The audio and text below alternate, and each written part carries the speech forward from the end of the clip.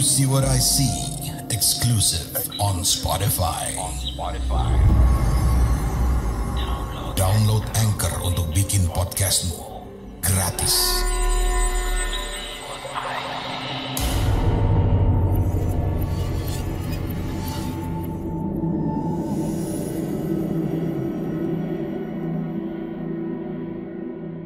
Halo warga Desa Sukawedi, selamat datang di segmen Kamis Misteri bersama saya Rizwanda Pramata.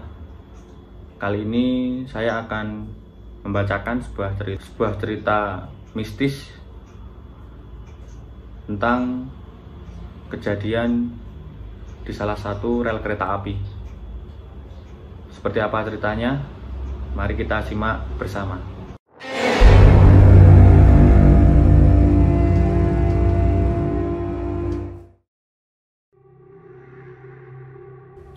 Setelah dibenarkannya oleh beberapa warga tentang kejadian jika melihat dan mendengar penampakan makhluk halus seorang anak kecil yang menangis, bakalan terjadi sesuatu atau terjadi kecelakaan. Ternyata terbukti, korbannya seorang nenek yang mencari kayu. Entah dibuat budek atau pendengarannya yang kurang,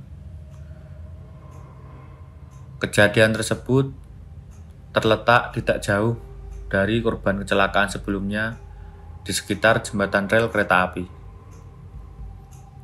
Menurut tetangga saya yang melihat dan menolongnya, sampai-sampai, badannya seperti jadi daging yang dipotong-potong, hingga ada yang menempel di sekitar besi jembatan rel. Yang paling menyedihkan, tangan dari korban tersebut hilang. Beberapa warga berusaha membantu mencari potongan tangan yang hilang itu. Karena kejadian kecelakaan tersebut terjadi pada sore hari, pencarian pun berlanjut sampai hari esoknya. Namun, tetap saja belum ketemu. Hingga akhirnya jasad dikuburkan tanpa satu tangan karena hilang. Banyaknya rerumputan menyulitkan pencarian potongan-potongan bagian tubuh yang hilang.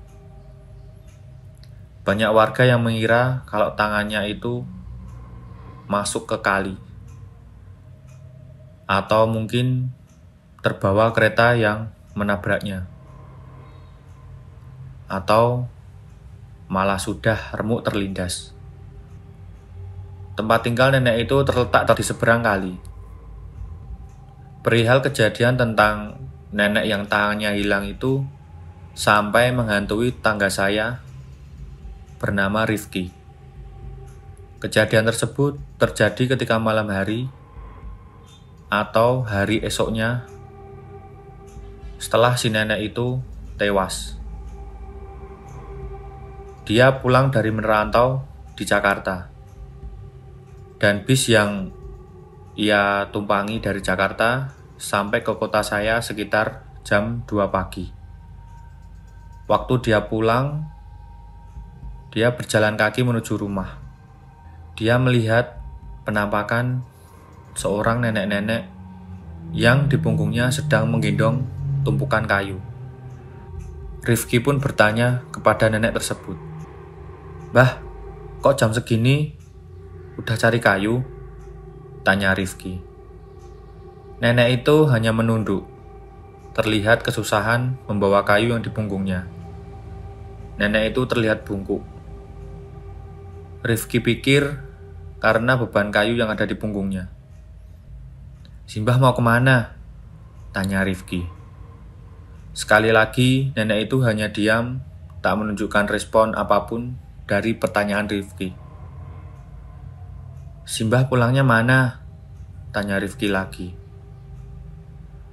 Pada waktu itu, Rifki menduga kalau nenek itu sudah berkurang pendengarannya karena mungkin memang sudah tua. Sehingga dia mengulangi lagi pertanyaannya dengan ucapan yang lebih keras. "Simbah pulangnya kemana?" tanya Rifki. Kemudian pertanyaan Rifki tersebut direspon oleh nenek itu dengan wajah menoleh ke belakang. Apa yang Rifki pikir, mungkin rumah nenek itu tetangga desanya. Kemudian Rifki menawarkan memberi bantuan untuk membawa kayu nenek tersebut. "Sini mbah, tak bantuin," ucap Rifki kepada nenek itu. Akhirnya nenek itu baru ngomong sambil memandang wajah Rifki. "Nggak usah Le, bantu cari tangan Simbah saja," jawab nenek tersebut dengan suara serak sambil memandang Rifki. Seketika Rifki langsung kaget melihat tangan dari nenek itu. Apa yang dia lihat adalah kondisi tangan nenek itu terpotong dengan daging dan tulangnya yang sedikit keluar, serta darah yang masih terlihat di sekitar lengannya. Tapi penampakan nenek itu tidak menunjukkan wajah seperti penampakan lainnya yang rusak, penuh dengan darah, atau penampakan-penampakan lain yang menyeramkan. Dengan kejadian tersebut, Rifki hanya kaget. Seketika pandangan Rifki tertoleh ke sesuatu suara di sekitar tempat. Dan tiba-tiba nenek itu pun lenyap dari pandangan Rifki. Dia pun lari dengan kencang dengan nafas terengah-engah menuju perkampungan tempat tinggalnya. Setelah sehari kejadian tersebut, penampakan nenek tua itu muncul lagi. Kejadian itu dialami saudara sepupu saya, Denny. Karena tempat tinggal saya banyak kebun kosong, dia suka berburu dengan senapan angin. Biasanya dia berburu anjing, burung, bahkan biawak di sekitar kali atau kebun. Pada waktu kejadian tersebut, dia ditemani 2 orang temannya, Ridwan dan yang satunya lagi saya tidak tahu namanya. Dia janjian dengan temannya untuk berburu burung setelah bertemu di rumah sepupu saya. Berangkatlah mereka menuju ke tempat kebun seberang kali. Pada waktu itu, Denny menolak karena dia warga situ. Jadi dia tahu tentang seluk-beluk angkernya tempat itu. Apalagi ditambah dengan masih hangatnya berita nenek tewas yang tersambar kereta api. Namun temannya meyakinkan bahwa jika berangkat 3 orang tidak bakalan ditakut-takuti hantu ataupun melihat penampakan dan lain sebagainya. Sekitar pukul 8 malam, mereka berangkat dengan membawa 2 senapan angin dan 2 senter. Mereka menuju ke sebuah kebun seberang kali. Setelah beberapa jam dia tidak mendapatkan hasil, akhirnya teman yang satunya mengajak ke kebun kosong pinggir rel tersebut. Denny pun menolak lagi ajakan mereka. Namun akhirnya Denny pun menurutinya. "Den, coba yang di sana aja. Kita nyebrang kali aja," pinta temannya sambil menunjukkan tempat kebun kosong tersebut. "Enggak, sini aja, nggak usah jauh-jauh ke situ," jawab Denny. "Ayo kita ke sana aja, di sini nggak ada hasil," kata teman yang satunya. "Udah nggak usah, mendingan kita ke arah sana saja," jawab Denny kembali menunjukkan kebun yang agak jauh dari rel kereta api. "Ya udah kita ke sana saja," kata temannya sambil mengajak Ridwan. "Kamu aja yang ke situ sendiri." Kedua temannya lantas berjalan menyeberang menuju jembatan rel. Denny pun mau nggak mau akhirnya ikut dengan kedua temannya. Dia merasa was-was, apalagi dia tahu dengan kejadian yang saya alami. menambah ketakutan dalam dirinya. Hingga akhirnya mereka menyeberang jembatan rel dan menuju ke kebun kosong itu. "Kamu takut setan ya, Den?" tanya temannya. "Di sini tempatnya angker. Banyak terjadi kecelakaan di sini," jawab Denny dengan singkat. "Dan yang penting, kalian gak usah macem-macem ya," tambah Denny. Tibalah mereka di sebuah kebun kosong dan mereka mulai mencari burung dengan senter yang mereka bawa. Setelah beberapa jam, kemudian mereka memutuskan untuk pulang karena malam sudah mulai larut. Dan kedua temannya pun menyetujuinya. Denny bersyukur pada waktu itu karena dia tidak melihat penampakan hantu atau mengalami kejadian aneh. Mereka akhirnya menuju rel untuk menyeberang ke jembatan rel lagi. Tapi setelah sampai rel, temannya tertarik dengan pepohonan yang rimbun di sekitar situ. "Di sini kayaknya ada burung," kata salah satu temannya sambil menyenter ke arah pepohonan. "Iya, itu ada. Coba tembak," kata temannya yang satunya. Denny pada waktu itu hanya fokus untuk melihat sekitar. Kali aja ada penampakan dari sisi kanan kirinya, atau jika tiba-tiba ada kereta api lewat. Hingga terdengarlah sesuatu suara dari rerumputan, tepat di belakang Denny. Dia mengira bahwa suara tersebut suara hewan. Kresek, kresek, kresek. Bunyi suara di balik rerumputan di bawah pondasi rel kereta api. Segeralah Denny menyadari,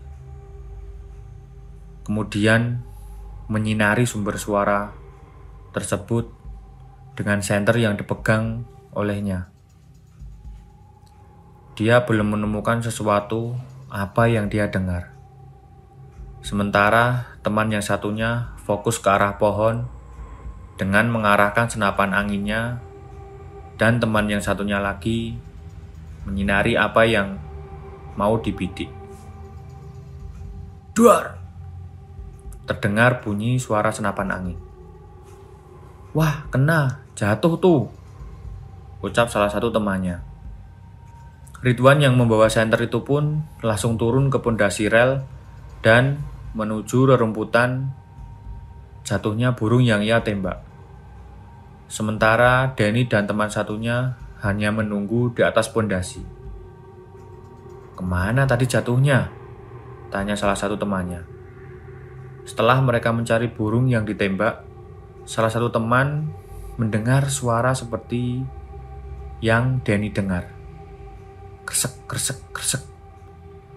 Suara itu muncul dari semak-semak.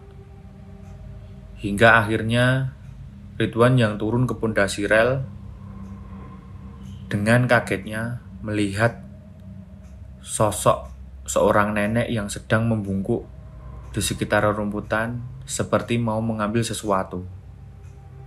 Dia yang turun ke pondasi rel sempat menengok ke Denny dan teman yang satunya di atas pondasi tersebut. Dan mereka melihatnya. Dia pikir Denny dan temannya juga melihat apa yang ia lihat. "Lagi cari apa, Mbah?" tanya Ridwan ke nenek tersebut. Nenek itu tetap membungkuk dan tidak mempedulikan ucapan Ridwan. Ridwan pun sedikit mundur dari nenek itu karena dia kaget. Ridwan pikir nenek itu orang gila atau gelandangan. "Mbah," ucap Ridwan lagi. Nenek itu tetap diam. Dia menunduk ke arah rerumputan. Sementara Denny dan temannya bingung dengan apa yang dialami Ridwan. Denny sedikit mengerti pasti ada keanehan yang terjadi pada Ridwan. "Naik aja, Wan,"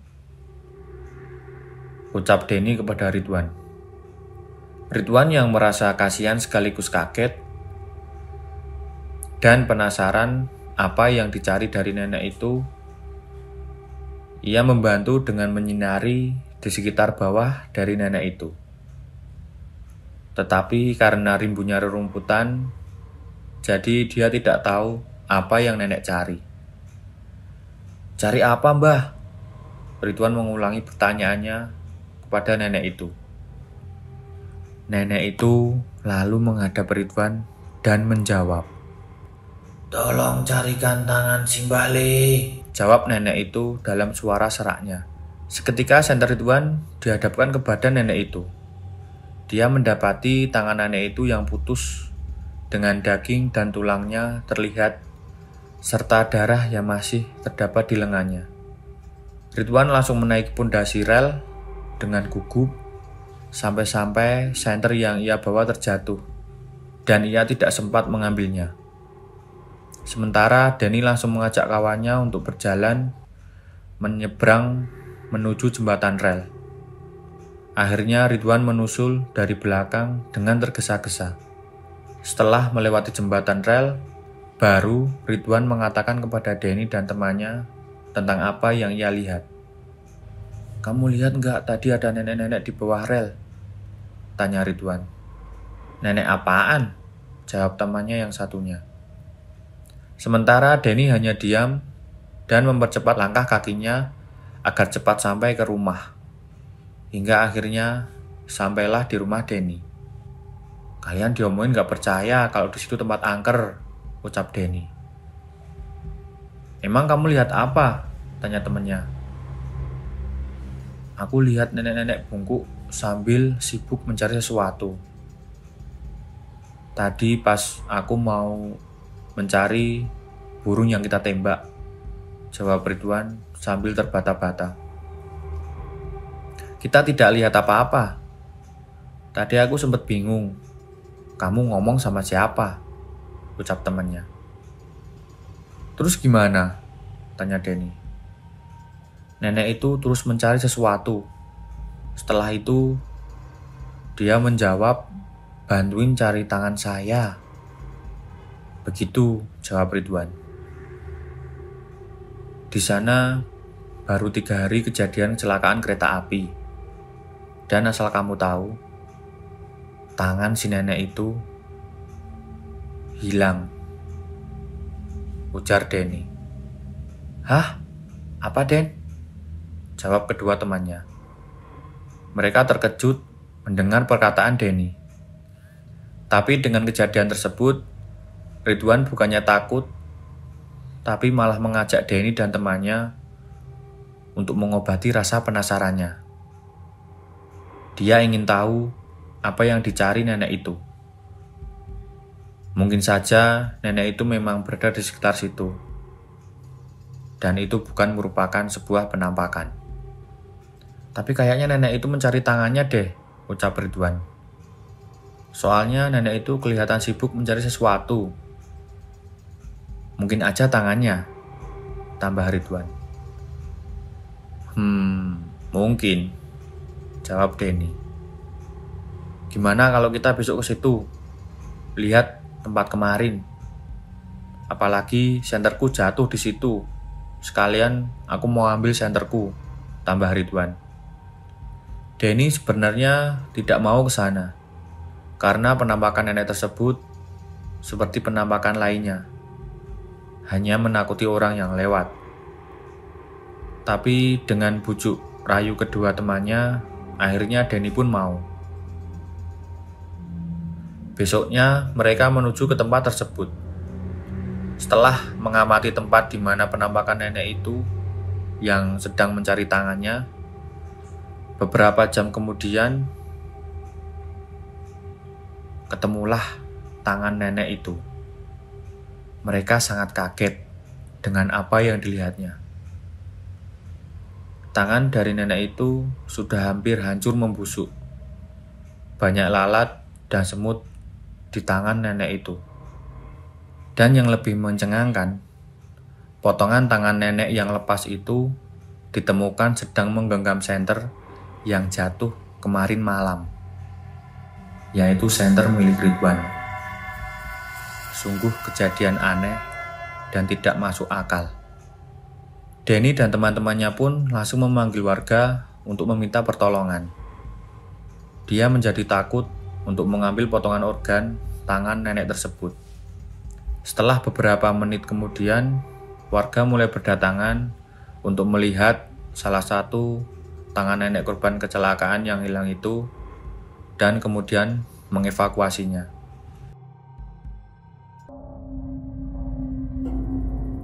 Kamu punya pengalaman horor?